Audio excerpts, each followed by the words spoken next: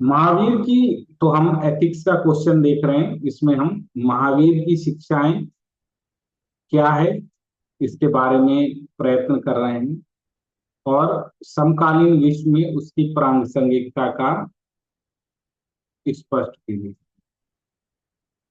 What are the major teaching of Mahavir? Explain the relevance of contemporary world. तो ये सवाल तो हमने किया हुआ है, महावीर की टीचिंग हमारे नोट्स में भी होगा आपको, और इसको हम अच्छी तरीके से बताते हैं।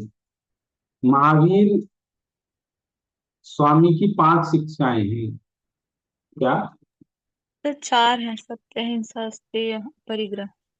4 है कि 5 है? 4 पहले से थी, 5वीं उन्होंने जोड़ी थी।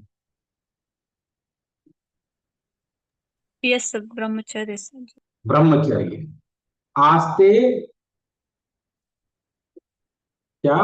दूसरे की चीज को ना लेना, अपरिग्रह, धन संचय ना करना। क्या करना? धन संचय ना करना। धन संचय ना करना। फिर अहिंसा, बहुत ही ज्यादा कुछ भी हो जाए, अहिंसा करनी ही नहीं है, चले जाना है, ये तो जैन धर्म में सिखाया जाता है। फिर कौन सा है? ब्रह्मचर्य। चर्य। ब्रह्मचर्य का मतलब क्या है? इंद्रियों पर काबू पाना। नियंत्रण। इंद्रियों, ब्रह्मचर्य का मतलब सिर्फ ये है, लोग संभोग से लेते हैं कि संभोग नहीं करना है, प्राय स्त्री को माता के समान मानना है, धर्मव्रत अपनी पत्नी के साथ ही करना है, बट इसका वृहद ब्रह्मचर्य का मतलब है आंख, नाक, कान, है ना, जो भी हमारी ये कर्म इंद्रियां हैं, ये हमारे काबू में हो। ये नहीं कि जब मन कर रहा है कुछ भी खा रहे हैं, जब मन कर रहा है कुछ भी देख रहे हैं, कुछ भी सुन रहे हैं, नहीं, इन पर क्या हो?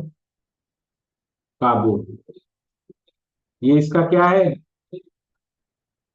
शिक्षाएं। बड़ा। एक और रह गया महावीर स्वामी का, सत्य। सत्य। जो ट्रुथ है उस पर हमको खड़ा होना चाहिए, जो ट्रुथ है उस पर खड़ा होना चाहिए। इसके अलावा त्रिरत्न भी हैं, 3 रत्न इसी ठीक में। है। सम, सम्यक दर्शन, सम्यक आचरण, सम्यक ज्ञान। फिर इसमें व्रत भी हैं,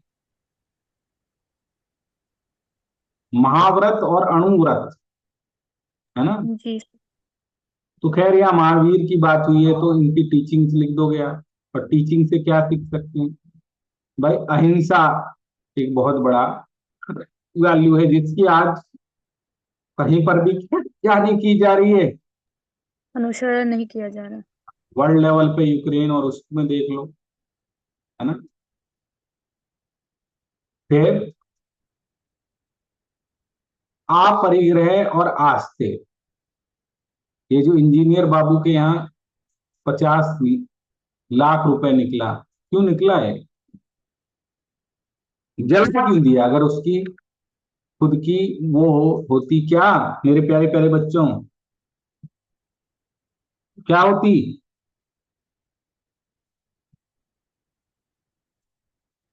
बोलो।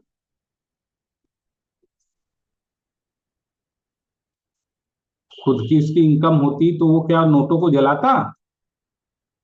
नहीं, ईमानदारी की नहीं थी। No sir. घड़ियां इतनी महंगी महंगी, मतलब घड़ियां होंगी कम से कम 25-25, 50-50 हजार, 1-1 लाख की घड़ियां, गोल्ड के कॉइन मिलेंगे। ये किसको दिखाता है? ये दिखाता है आस्ते का भी पालन नहीं कर रहा, और अपरिग्रह का भी पालन नहीं कर रहा। जो ये क्रोनी कैपिटलिज्म लगा हुआ है, जो पुल गिर जाते हैं, है ना, हर एक स्कीमों में फ्रॉड हो रहा है, ये किसका परिणाम है? अपरिग्रह का ही परिणाम है, आस्ते का ही परिणाम है। जो आस्ते। लोग आर्टिक से लेकर अंटार्कटिक पर रिसोर्सों की खोज में क्या हो गए? प्रतिस्पर्धा में लगे हुए। प्रतिस्पर्धा में लगे हुए हैं लोग। ये क्यों लगे हुए हैं?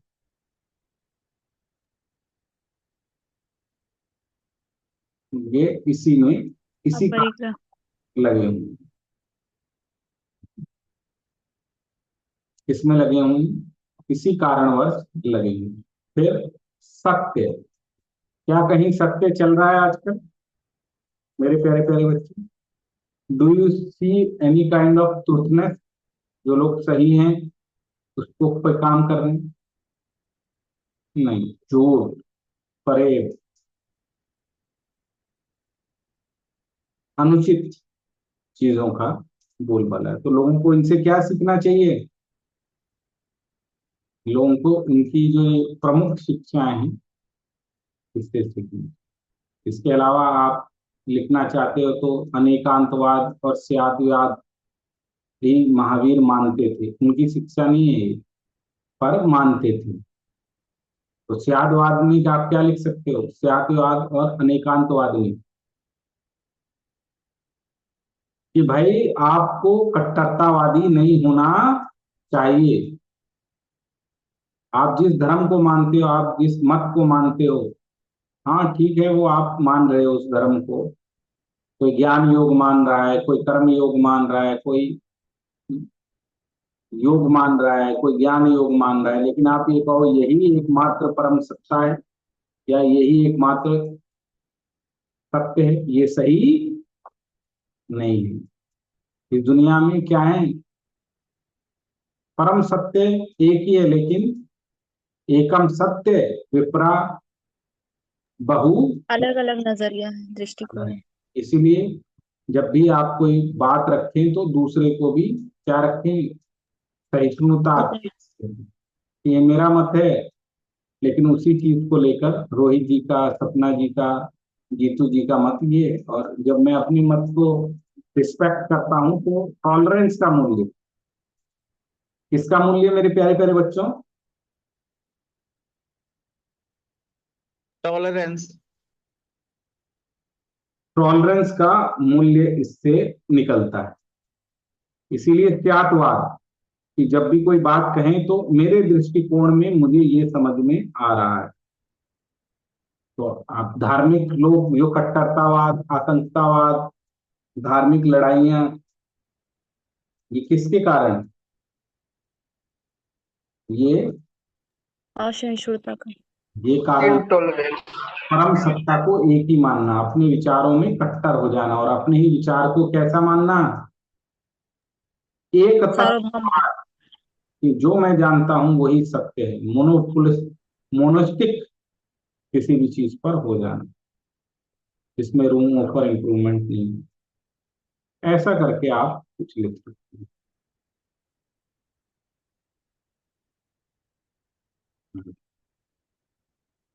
आपका सत्य, अहिंसा और आपरिग्रह, ये रत्न सम्यक दर्शन। साथ ही उन्होंने अनेकांतवाद, अणुव्रत, पंच महाव्रत, ये भी थोड़ा उनको भी वो जानते।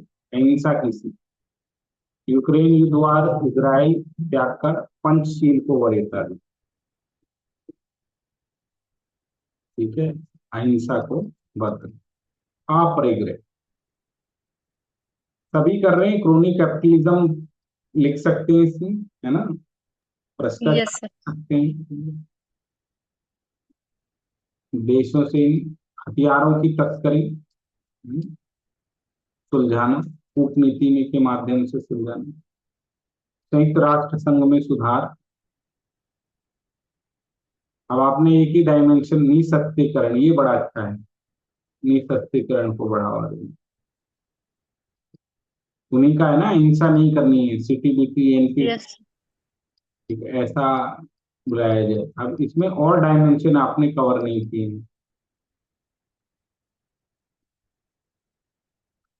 धार्मिक डायमेंशन, राजनीतिक डायमेंशन, पारिवारिक डायमेंशन, क्लाइमेट चेंज, भौतिकतावाद। भौतिकतावादी मानव हो गया है ना? वो किस पर जोर दे रहा है? ब्रह्मचर्य पे जोर दे रहा है, आस्ते पे दे रहा है, अपरिग्रह पर जोर दे रहा है। किस पर जोर दे रहा है मेरे प्यारे प्यारे बच्चे?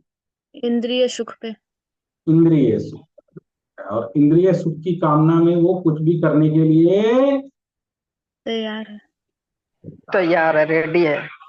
रेडी है, बस उसको किसी भी तरह इंद्रिय सुख मिलना है। इस तरह की चर्चा आप करते हैं। देख लो आप लोग, जब आंसर सबका आपने लिखा होगा तो आपको ये समझ में आया होगा कि जितना मैं लिख सकती हूँ उसका मैं 40%, 50% ही लिख पा रही हूँ प्रेशर में आके।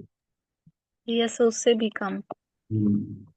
तो उसके लिए आपको अपने दिमाग में एक खाका बनाना होगा कि मुझे ऐसे शुरुआत करनी है, बीच में ये एग्जाम्पल डालने हैं। उसी क्वेश्चन पेपर को लो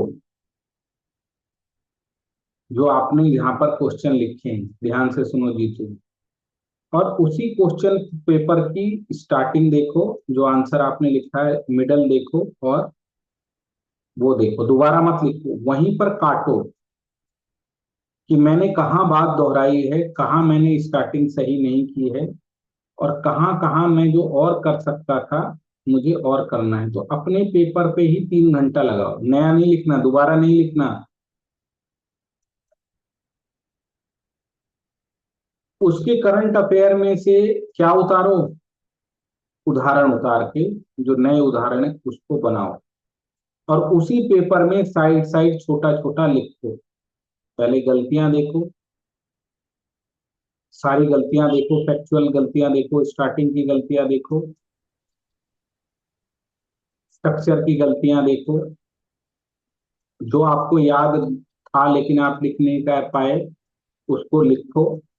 फिर करंट अफेयर से उसको क्या करो, कोरिलेट। पोस्ट करो। फिर देखो कि मैं अगली बार इसको लिखूंगा तो पहले क्या लिखूंगा, बीच में क्या लिखूंगा, और उसको एनालाइज करो। और इस पर पूरा 5-6 घंटे लगा दो, खूब टाइम इस पर आप लगाओ। जब वो पूरा हो जाए और वो आपको याद हो जाए, उसके बाद कल या परसों एक बार और लिखने का प्रयास करें।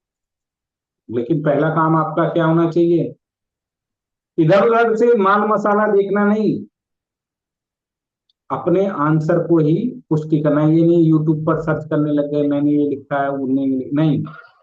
मेरे अपने मन में जो है, जो मैं लिख सकता था, जो मुझे याद था, ये नहीं सर्च करके देखने लग गए, नहीं सर्च करना ही नहीं, छोड़ो। कहीं से कोई करंट अफेयर का कंटेंट मत उठाओ, मत उठाओ, नहीं देखो। अपने ही आंसर और अपना ही जो मुझे याद था, जो मैं नहीं लिख पाया, या मेरा स्ट्रक्चर, करंट अफेयर मत डालो, मत डालो, नहीं तो आप उसी में बह जाओ। उसको करने का प्रयास करो, 5-6 घंटा लगाओ। क्या बात समझ में आई, बोलो। Yes sir. Yes sir. जब इसको करोगे तो आप में इंप्रूवमेंट आएगा।